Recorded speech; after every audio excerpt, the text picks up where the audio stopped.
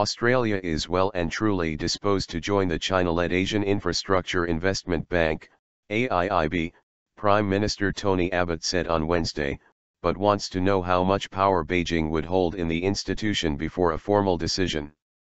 Fairfax Media, citing government sources, reported the federal cabinet has approved Australia signing a memorandum of understanding on joining the AIIB. Australia, South Korea, and Japan are the notable regional absentees from the bank, which the United States had warned against. Despite Washington's misgivings, U.S. allies Britain, France, Germany, and Italy announced this month they would join the bank, leading the Obama administration to reassess its stance. China's Xinhua news agency has said Beijing will not hold any power of veto in the bank. The AIIB has been seen as a significant and possibly historic setback to U.S. efforts to extend its influence in the Asia-Pacific region to balance China's growing financial clout and assertiveness. Although Australia is a vital part of Washington's strategic pivot toward Asia, it is close to joining as well. We are certainly well and truly disposed to joining something which is in fact a genuinely multilateral institution with transparent governance, clear accountability, and with major decisions made by the board, Abbott told reporters. That is really the fundamental thing for us.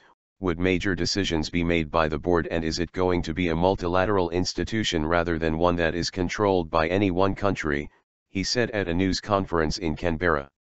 Japan, however, is cautious about joining, while South Korea has said it is yet to decide. Tokyo does not need to sign in on joining the bank unless China lays out clear rules on when and what conditions it will provide loans, Finance Minister Taro Aso said on Tuesday.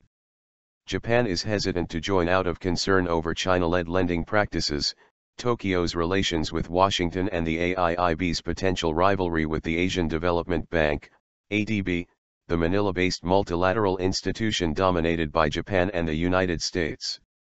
But AIIB chief Takehiko Nakao said his institution could cooperate with the AIIB and CO finance projects if standards for loans were met. When it is formally established, CO financing would be a major way of complementing. We'd like to proceed with CO financing and other ways of cooperation, Nakao, a former Japanese vice finance minister for international affairs, told a news conference in Tokyo. By custom, the AIIB is headed by a former senior official from the Bank of Japan or the country's finance ministry. The World Bank has also said it is discussing cooperation with the AIIB. Abbott said he has discussed the matter with President Barack Obama and Japan's Prime Minister Shinzo Abe and would continue talking to them.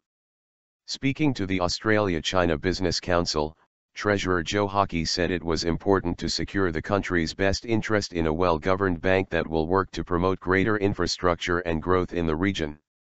If well designed, the AIIB could play a key role in helping to address the region's acute infrastructure needs. In order to do this, we will need a strong and well-governed AIIB, he said. It is early days for the AIIB, but China has made strong progress on governance so far. The proposed governance arrangements will be modeled on international best practice.